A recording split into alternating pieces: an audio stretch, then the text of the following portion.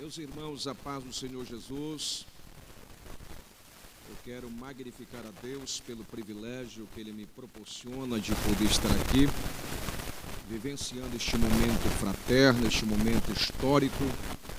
Confesso-lhes que o gozo que sinto na alma é grande de poder estar aqui, celebrando a Deus por esta grande conquista de 8 anos, essa abençoadíssima vigília.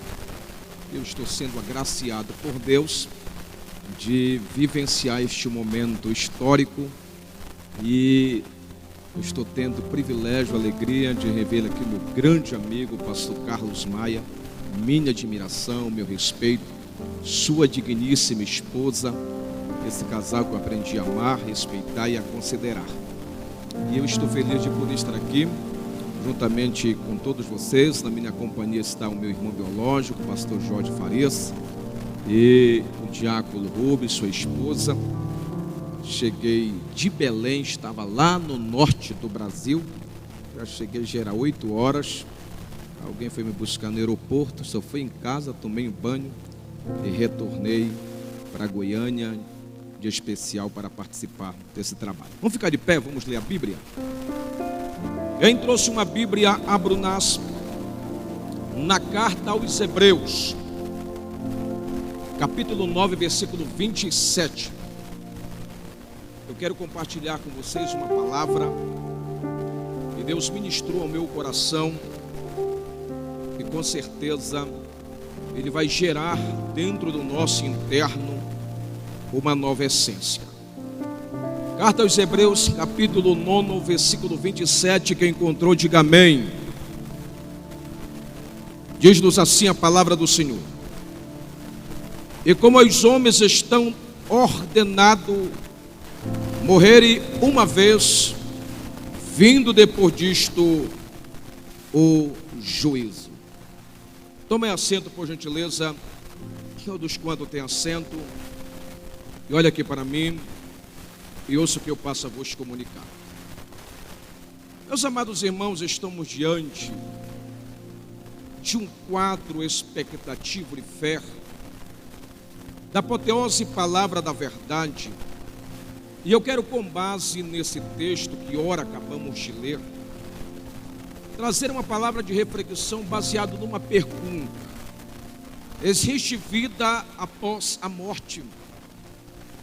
Talvez na sua mente e no seu coração você pode até questionar e achar que essa não é uma palavra para o momento, mas eu quero crer que o Espírito de Deus vai descortinar as cortinas das revelações dos seus mistérios e dos seus segredos, e vai trazer à lume a revelação mais ampla, mais profunda e fecunda daquilo que Ele quer compartilhar aos nossos corações. Mas para termos uma compreensão básica sobre esta grande verdade, eu quero aqui, de uma forma bem básica e prática, tecer um pequeno comentário sobre a morte.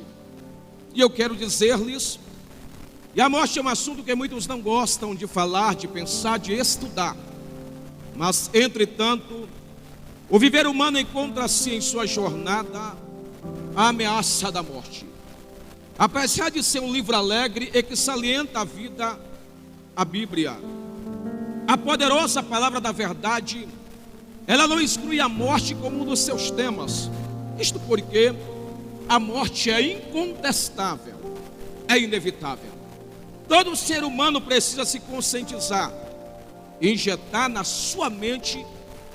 Ele vive dentro da esfera chamada morte. Isto porque a palavra morte aparece na Bíblia 326 vezes. Aqui está a prova máxima e cabal que ninguém, com exceção dos crentes salvos na pessoa de Cristo, que serão arrebatados quando a última trombeta tocar, escapará da morte. Sabe por que a morte é inevitável, é incontestável? É porque a morte é uma grande consequência do pecado. A Bíblia diz no capítulo 5, versículo 12 de Romanos, que pelo seu homem entrou o pecado no mundo, e pelo pecado a morte passou a todos os homens, por isso que todos pecaram. Sendo a morte uma grande consequência do pecado, a Bíblia, numa ordem cronológica, apresenta 3 tipos de morte como consequência do pecado. Primeiro, a morte física. A morte física, conforme o capítulo 14, versículo 14, do segundo livro histórico de Samuel, significa a morte do corpo, ou a morte natural. Segundo tipo de morte como consequência do pecado, a morte espiritual. Conforme o capítulo 2, versículos 1, 2 e 3, da carta de Paulo aos Efésios, morte espiritual significa morte no pecado. Morte no pecado, na interpretação bíblica, significa a perda da comunhão do homem com Deus. Isto significa que o homem não pode ter comunhão com Deus estando na prática do pecado, porque Deus não é meio santo, Deus é 100% santo.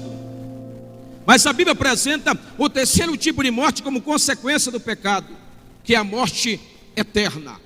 A morte eterna, conforme o capítulo 20, versículo 14 do livro de Apocalipse, é também chamada de segunda morte.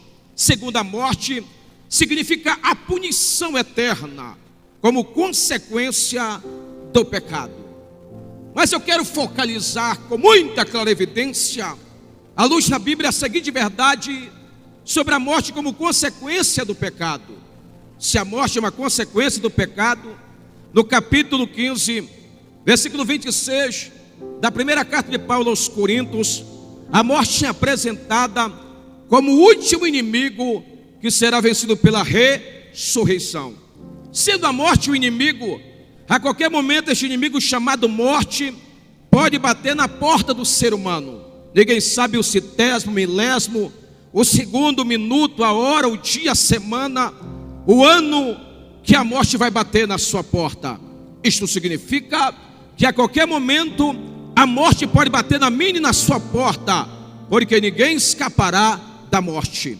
A morte chegará para o anônimo, mas a morte chegará para o famoso.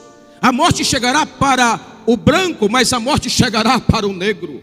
A morte chegará para o sábio, mas a morte chegará para o ignorante. A morte chegará para o rico, mas a morte vai chegar também para o pobre. Não quero ser prolixo, mas eu quero mais uma vez provar que ninguém escapará da morte. Agora tem algo interessante que eu quero frisar para vocês. Se a morte é o inimigo, que a qualquer momento pode bater na nossa porta, mesmo a Bíblia provando com muita precisão a existência da morte, a Bíblia não faz um comentário concreto, definido acerca da fisionomia da morte. Muito descreve a morte dizendo que ela é uma capa preta com uma foice em suas mãos.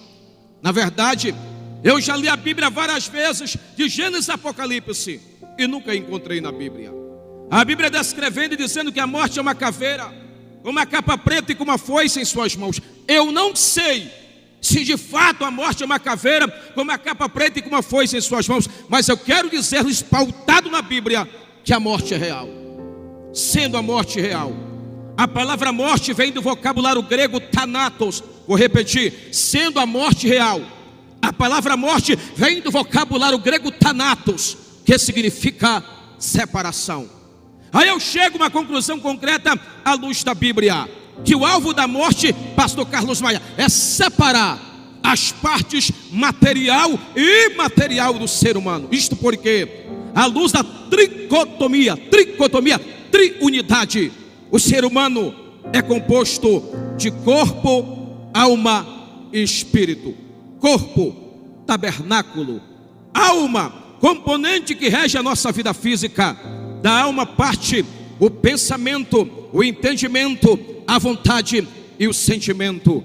Espírito, centro de nossas atividades espirituais, sede de nossa relação com Deus.